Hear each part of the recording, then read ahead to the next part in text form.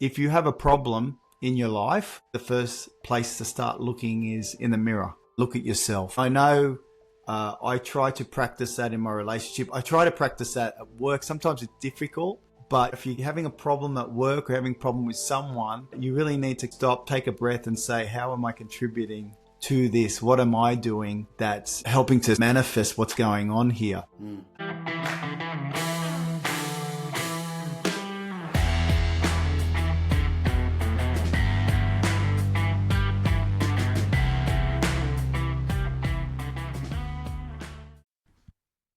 Okay, welcome back. Episode 3. KM, how are you, Hey, buddy? how you going? Good, good. We've reached 3. That's consistency. So pleased about that. At what point will you be putting amateur podcaster on your LinkedIn bio? It's a while. Maybe when I get that microphone that doesn't Yeah, well, get away.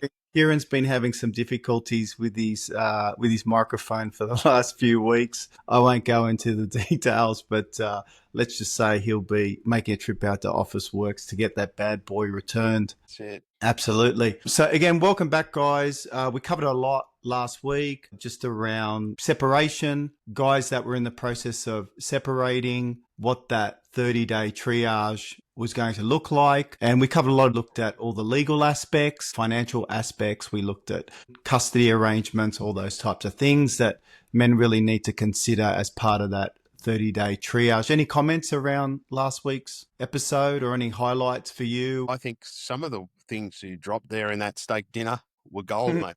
The one that resonated with me was the one about not bad mouthing the ex. Mm.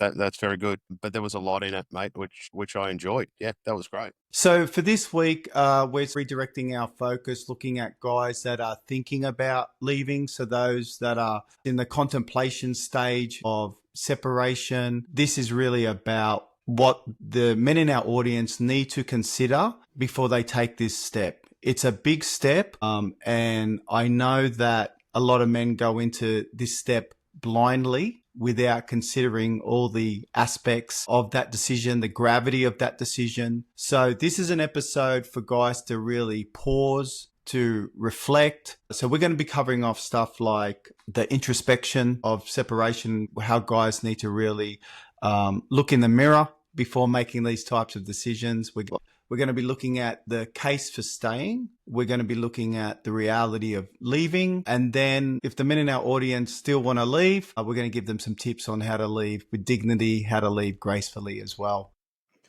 How's that sound? Sounds good, man. Sounds really good. Before we go in, what's your thoughts around cold plunges? I don't have one. Probably as cold as it gets is going for a swim in winter. Yeah. Have you had a cold plunge? I've done it a couple of times. You've done it a couple of times. Lots of feeling in the legs, but and I feel amazing after going for a swim. So maybe I'm not sure. There must be something in there, but it's a bit tough. It's interesting. It's a big market, the cold plunge market. A lot of blokes in the middle stage of their life seem to be adopting the cold plunge. They're projecting it to be $450 million industry by 2030. So middle-aged guys, they're not buying the expensive cars anymore. Yeah. Midlife crisis is buying a $5,000 tub and filling it full of ice. I'd say there's a fair bit of coordination there, JP, as well. Like I've got to drop by the service station on the way home, got to pick that up, drop it in, get it to the right degrees. And then I know they're the cheaper ones, the $500 ones or whatever, inflatable ones. Absolutely. I've got one of those, and I do use it, but I'm a bit more of a sauna fan myself. I love the sauna. The sauna for me it's more enticing to get into. My wife, actually, she just does it out of sufferance. She hops in with me. She's got the timer there on her phone, just watching that clock for 20 minutes. I'm trying to find my Zen state, and she thinks she's in some type of war situation. So it's interesting. 20's pretty good. 20's pretty good for a lady, isn't it? For a sauna? Yeah. Yeah, I think so. I think a lot of the research, 20 minutes is optimal for a sauna. Yeah, certainly. I think there's a lot more efficacy around the saunas to the cold plunges. I mean, there's a lot of research around dopamine increases and things like that. But I think in terms of long-term efficacy, the saunas seem to be well, they've researched the absolute crap out of saunas, specifically the Finnish saunas. They've done a lot of scientific research on that, so a lot of efficacy there. Be able to get longevity studies too. Absolutely. So they say 3 times a week, 80 degrees, 20 minutes. That's kind of like your minimum effective dose. And then anything beyond that is a plus. But I'd go check out Andrew Huberman, Rhonda Patrick, Peter Adia. They'll have a lot more to say on these topics. Well, the thing about the ice bath, I guess, is if you do it first thing in the morning, your day can only get better. You know, if you get through Absolutely. that, It does. It's like a triple shot of coffee. It yeah. really does wake you up. It gets you focused for a couple of hours. It's a good way to start the day. It's just it's a difficult thing to get your head around, jumping out in the morning and hitting the cold water. It's a good discipline if you can do it. My wife hates the ice bath. Absolutely despises it. So all she did was look for any sort of evidence as to why she shouldn't be doing it. She found it. So it's interesting. It's interesting for just quickly for men, it blunts their cortisol, but for women, it spikes their cortisol, their stress hormone. And women need to be careful about when they're taking ice baths, depending upon what stage they are at their cycle. It can be good or bad. So it's not all bad, but just I think women need to be a little bit more careful. And anyone that's got any sort of overarching heart condition or those types of things. So yeah, we covered off a lot last week. This week, we're going to be focused on those guys that are considering the next stage and what that actually looks like. I think it'd be good to spend some time focused around why men leave their relationships. And do you have any sort of thoughts around that from your own perspectives or from the perspective of people that you know? Well, mate, I've had probably like every person listening to this, I've seen all different reasons for people separating. You've seen the lady cheat, you've seen boredom, you've seen men cheat, but where does that come from? For all of them, just growing apart, probably wanting different things out of life. Some blokes are very comfortable being in their own home, doing their own things every single day, whereas maybe someone else may not be, wanting to experience more of life. So, yeah, and also age as you're getting older, especially with the kids getting older, you see that as well.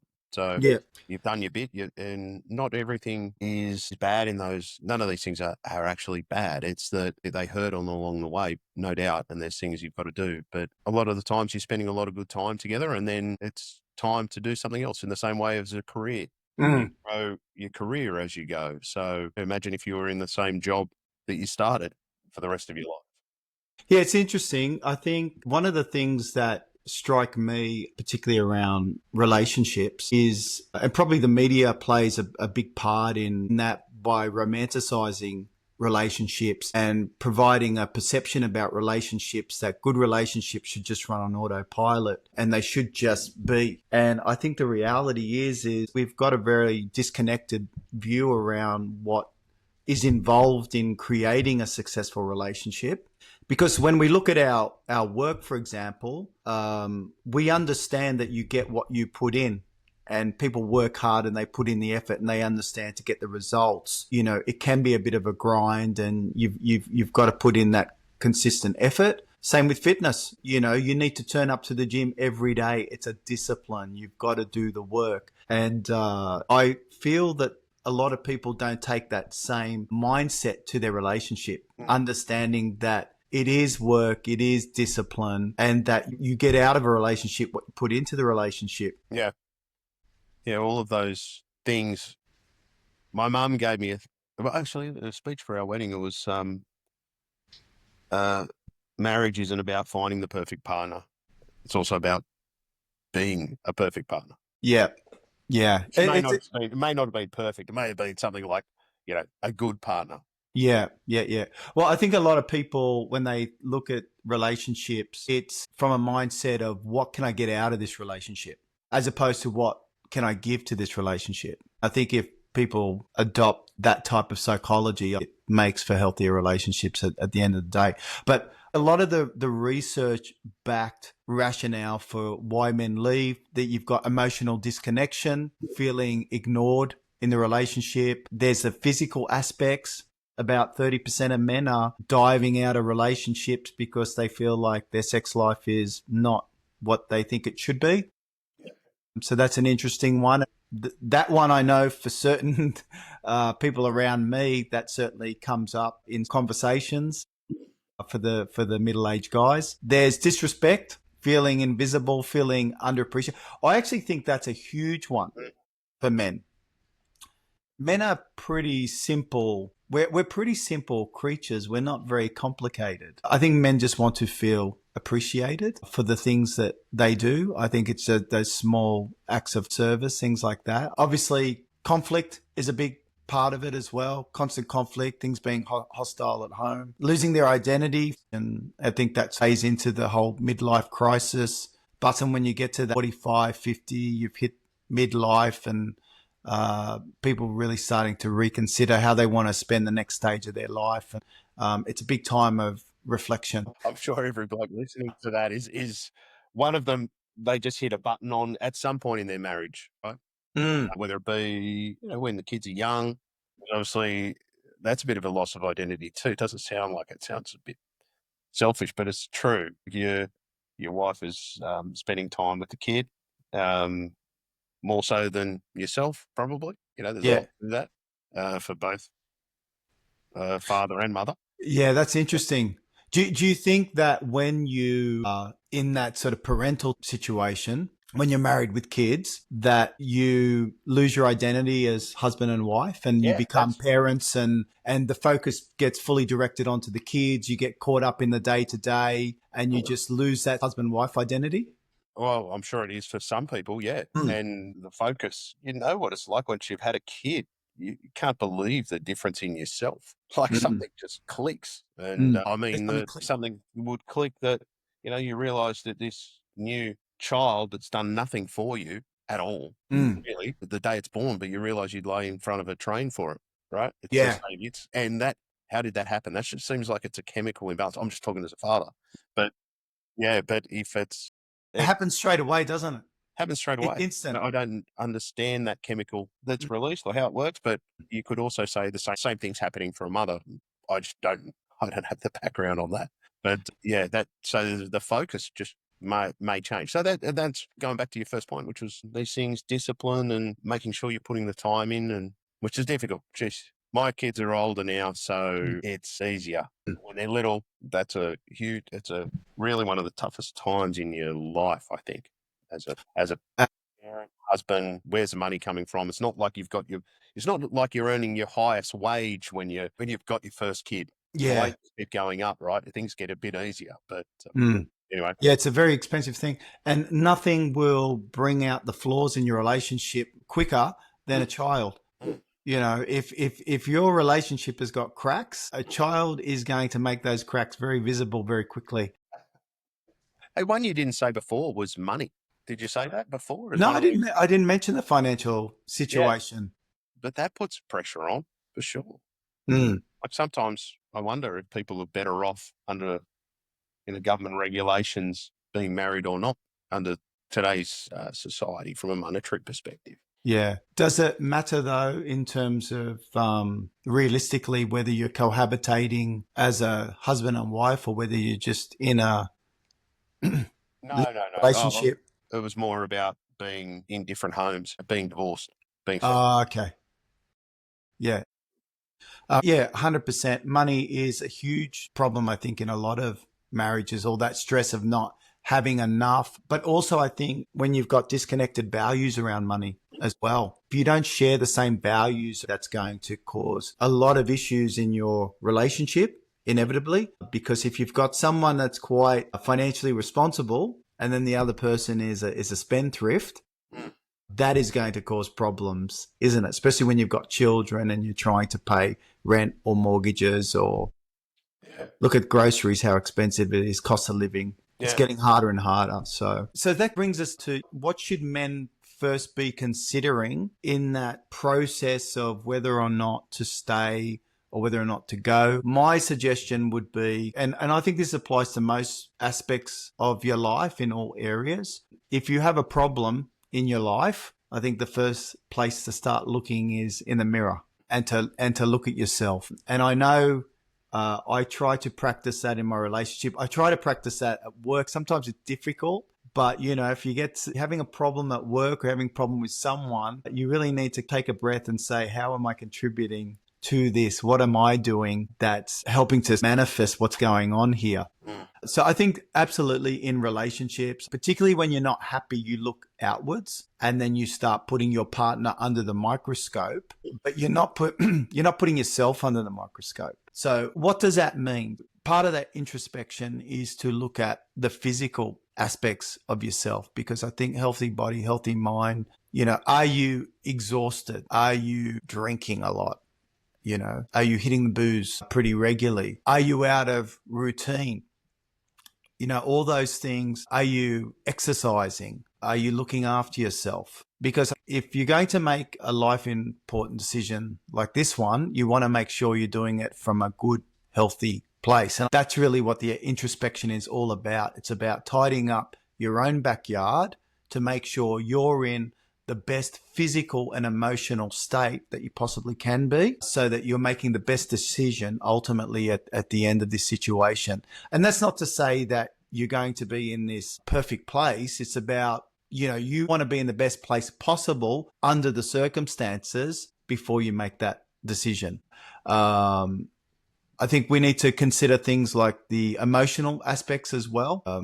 Are you being reactive? Are you shutting down your partner? The value side of things as well. Are you living with your values? Are you coasting through? Are you really trying in your relationship? Or are you just turning up, going through the motions? And have you ever heard of the Gottman Institute?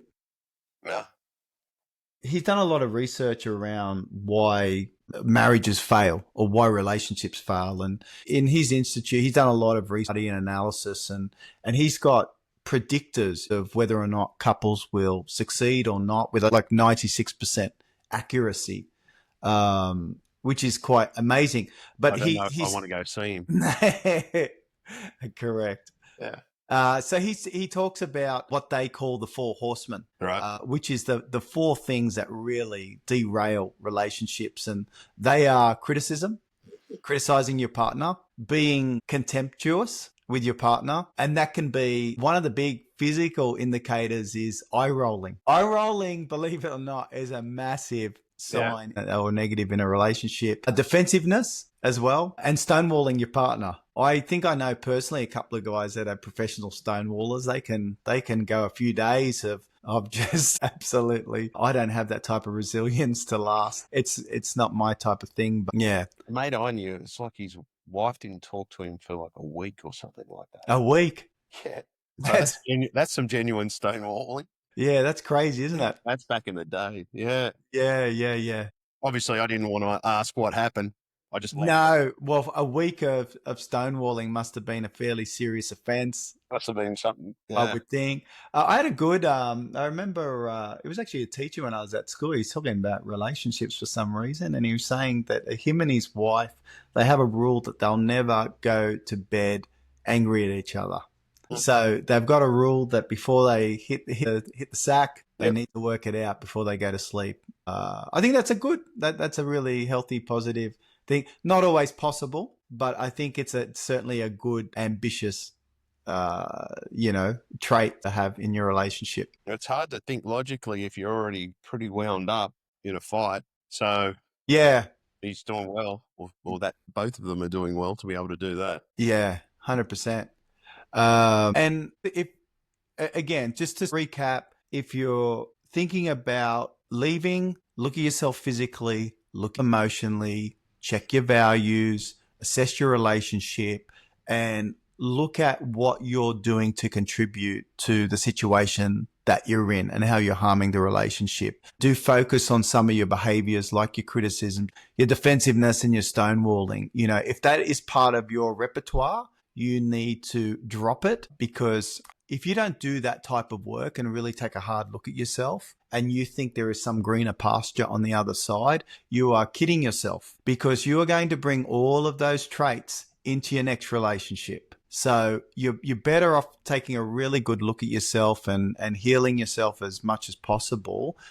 So even if you do decide to go, you need to be aware of the things that you need to work on within yourself. Otherwise, you cannot escape yourself. You will bring these behaviors into your next relationship. So you need to move away from that fantasy that if I just get out of there, everything's going to be rosy. So work on those ones, work on yourself first. And then if it still doesn't work, then you've got your new you. And not only that, I think if you do all these things and you do them seriously and you do them with good intentions, then I think if you do decide to walk away, then at least you can hold your head up and say, I tried. I looked within myself. I looked everywhere. I looked outside of myself and I tried to do everything I possibly could to make this work. And that's really about, it's that sphere of control, doing all the things within your sphere of control so that, because you don't want to have those regrets of, maybe if I turned up a bit more, maybe if I'd been, a little bit more present, maybe if hadn't been drinking, or maybe if I'd been a bit better on myself, I would have had a better attitude and I wouldn't have been as snappy with my wife or the kids because I was not really happy within myself. And all these things contribute to the relationship falling over. Yeah. Yeah. Yeah. If you've got deadlines at work that you're putting off or not getting that work done, you can't come home and feel like something that your partner hasn't done. You take it out on them. So guilty. Yeah. I think we're all guilty of that. Yeah. I think that's a tough one. But it's interesting that we talked about this last week. The disciplines and the mindset. See, that's a mindset thing.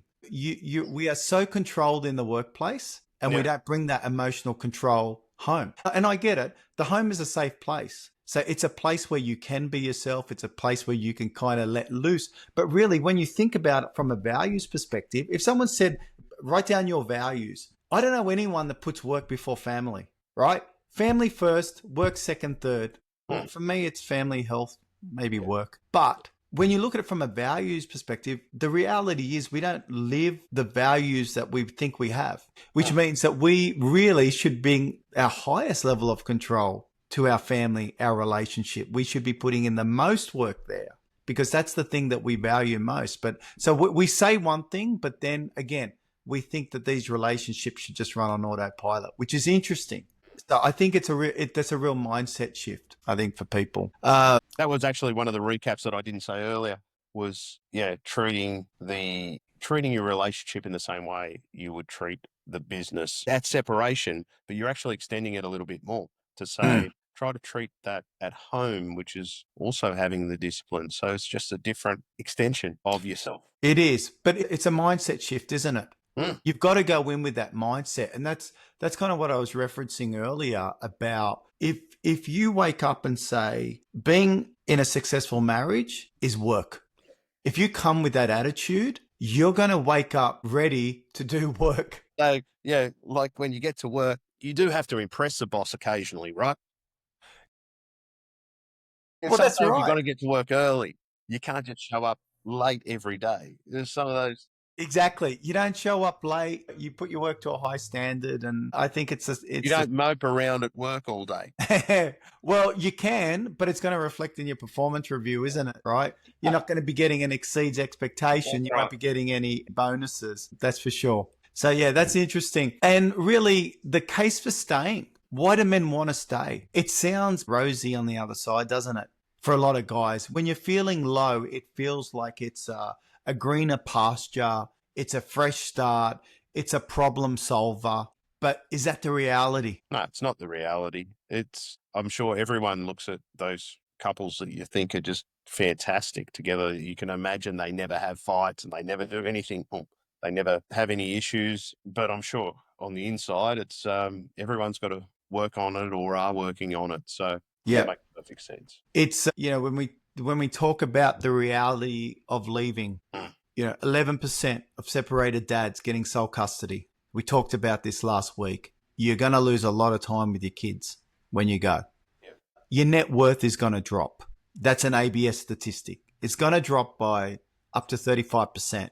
And I Is actually that think what? I think that's conservative. I would say I so. would say that I would say that's super conservative. I was Yeah. thinking more around 70% myself. Yeah. I was Uh, thinking if you can get it to an average of 60 or 55, you're probably good. yeah, you're doing well. You got increased suicide risk. Men that leave marriages 2.5 times more Wow. likely to commit suicide. And then you've got all the emotional side of things, particularly with the children and then custody arrangements. You've got the legal aspects. You've got parenting stress. All of this stuff increases when you go. These guys would be tossing up, what if I go, is it better for my children or is it worse for my children? Am I a better father when I'm with the children or without, or, in the house or not in the house? Those sort of things. It's a tough decision. It is a tough decision. It's complicated. It's something that you don't want to make lightly, and I think it's something that you really need to look at holistically before you dive into it. What's the benefits of staying Well, you in get a the access to the relationship? kids, but it Sorry? depends if you're in a loveless, sexless, etc. marriage, right? Yeah. Yeah, 100%. You can put just as much pressure on that person whilst they're staying in the house for your suicide point or anything like that. Yeah, 100%. There's absolute benefits of being married in a healthy relationship. In a healthy Have relationship. it in a healthy relationship. So if guys that are in healthy relationships do better than single blokes, I'll say statistically, okay. Yeah. yeah. So they live 7 to 10 years longer than their single divorced counterparts. I think that's a testament to the importance of social connections and human connection and what that does to people's health spans and lifespans. Social connections are really important. Men earn more in long-term stable relationships. They do better financially. You've got presumably two incomes in most cases. If you look at, the way we work today. Even if you don't, your asset base is higher. Yeah. So if you've Yeah. gone through a divorce and you've lost half or more, Yeah. then it's very difficult to gear up, to borrow, to buy an extra Correct. place, buy a holiday house, which allows more gearing, Yeah. etc. So And you don't get all those compounding benefits as yeah, well. there's no compound. That's There's right. no compounding. That's the point. It is really a go back to square one. And, the emotional, sexual connections, they can all be rebuilt. It's going to take a lot of effort, a lot of introspection. Kids benefit from two parents in a healthy relationship. We got to keep caveating that it's not just about two parents being in the same house means kids are in a better state. That's No, complete rubbish. It always raises my eyebrows a little bit when I hear people say to me, I'm in it for the kids. And, whilst I respect the decision, I think a lot of aspects to those decisions, in the European communities and even Asian cultures and other cultures, divorce is frowned upon within the community. And a lot of these communities have got a religious basis as well. So I think those values come into play, make it very difficult for people to make those types of decisions, even if they're living in a very unhealthy state. what about, most of us are most kind to others and not kind to yourself. So what about if I flip that and said, if your daughter was in a bad marriage, would you want her to stay with that person for the rest of her life if she was unhappy or whatever? Mm, Or your son.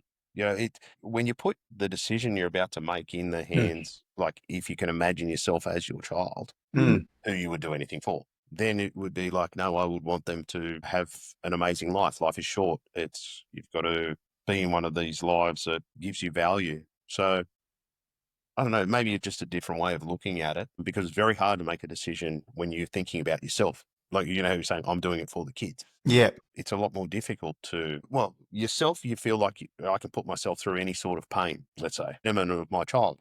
But then to flip that and say, what about if it was my child who was going through that pain? What would I recommend to them? Yes. Imagine your kid 20 years older or 30 years older. Yeah. And what would be your answer? The answer, everybody's relationship is different. But so It's a hard to complex question. but I've got 50, 100 mates and girls that I know who are divorced and have gone on to lead fantastic lives with other partners. So I think the issue becomes, well, what would I would first off think of that. And then that's how I would explain it to my daughter who might be married at 30, let's say. I would say the same thing. I would say, look, it's a long life and you want to be with a good partner. And if this partner has changed or there's not who you thought they were or it's not working out, work on yourself. And then if that doesn't work out, it's not about you'll be as good a parent, maybe better, probably better, not being in that house. I 100% agree with you. I think a lot of relationships are worth saving if you do the work, if you can drop the ego, do the introspection, and look at the relationship with a sense of grace and contribution and service. You can turn relationships around. Absolutely agree with that. I think a lot of potentially good relationships fall into the waste bin because people in their pride and they've got such warped perceptions of what a good relationship should look like and the effort or lack of effort that's required for that relationship, and something that could have been really good. And then you see this perpetual cycle of just going through relationship after relationship with all these toxic representations of what they think a relationship should be. But some relationships are not worth saving. And to have this black and white mentality that divorce should never be an option, I don't agree with that. That's rubbish. There's people that are in a very toxic, abusive relationship, not just physically, but emotionally abusive. And I think if you're at that point where your relationship has reached that level of toxicity, you need to look at other arrangements.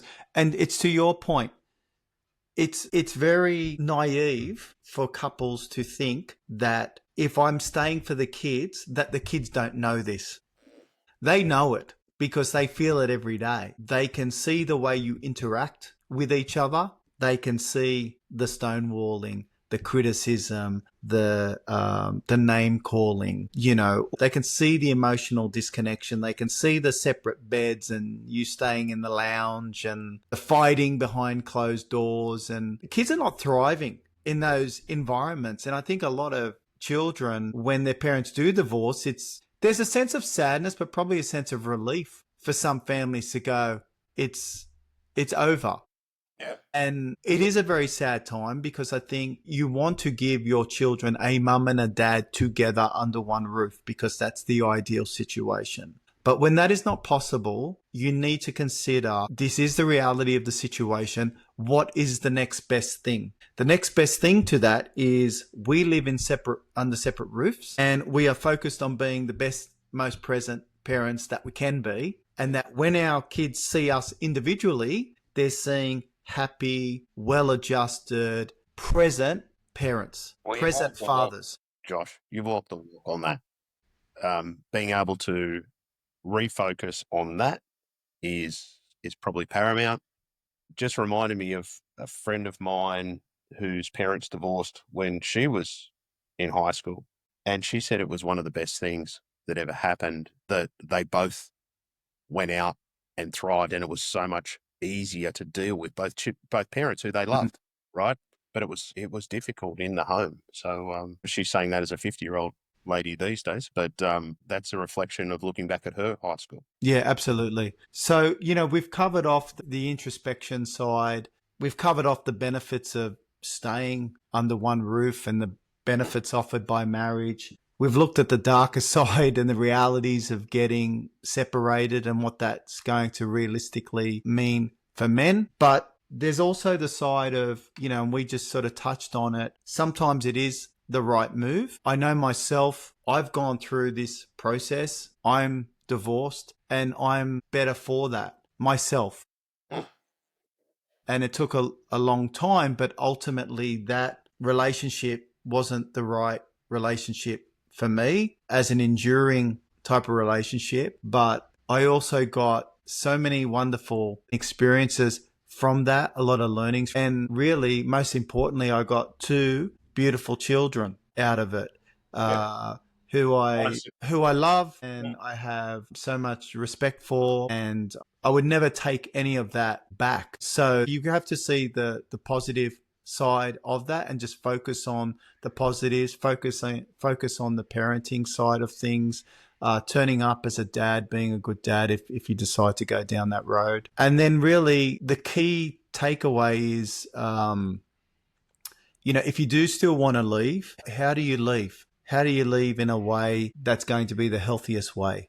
to leave. One of the things I think guys really need to sit down and consider is if they're going to to leave, they need to really have their own code of ethics around how they're going to manifest that, making sure that they're not creating chaos on the way out. It's not a retaliation exercise. Try to do it with the least amount of drama as possible. We mentioned last week about getting legal advice before moving out and making sure that ideally you've got some sort of formal arrangements in place before you do that. And then keeping the communication, keeping your communication in writing, particularly when tensions rise. Make sure you're keeping a record or an account of what's going on, document everything. So any thoughts, Kieran, from your side? We unpacked a lot, really. There's a lot there.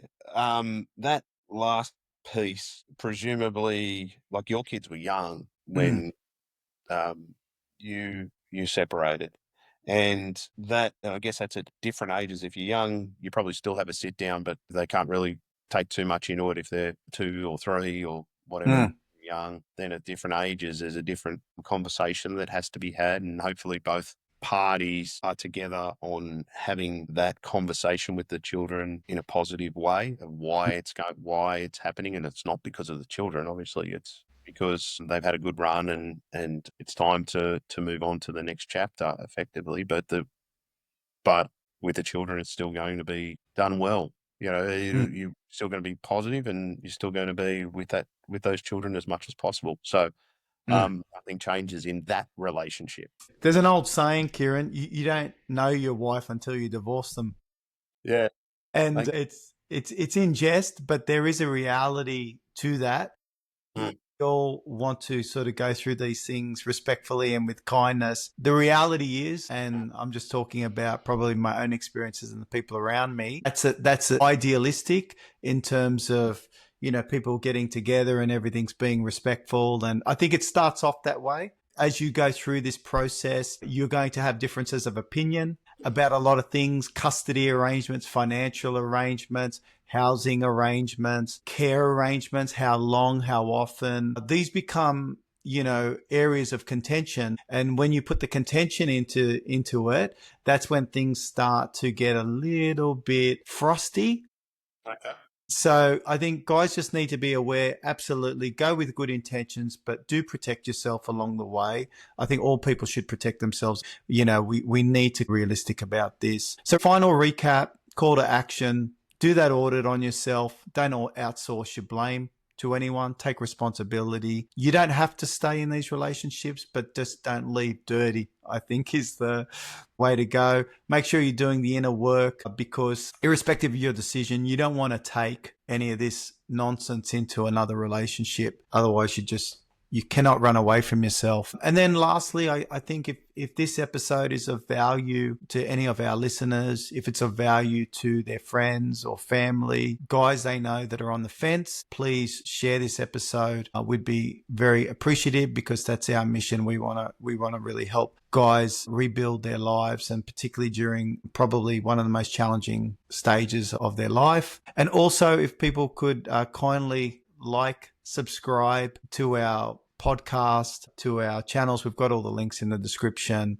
That'd also be very appreciated. So for next week, we're going to go into the rebuilding stage. We've introduced ourselves. We've done the 30-day triage. We've looked at considerations going into separation, and now we start focusing a lot on the rebuilding phase of that. So this has been good. Another good conversation, and I'm looking forward to next week and keeping this going. And there's so many topics to cover, Kieran. I was just thinking about it the other day, and it's a complete minefield, isn't it? There are so many things if it goes well that you got to consider. If it goes bad, there's 1,000 of those, and just everybody knows hundreds and hundreds of people who've gone through this, right? You're not Robinson Crusoe. So there are so many different experiences that I'm sure people will want to share, or maybe want to ask questions on, or what would they do in a different way, in a anonymous way, or whatever, that we'd be here to help as well. Absolutely. All right, mate. Thank you again. It's been lovely. I appreciate the time. I know you're a busy guy, And we look forward to seeing everyone next week. You're very busy too, Josh. Thanks a lot, mate. Bye bye. Take care. Bye.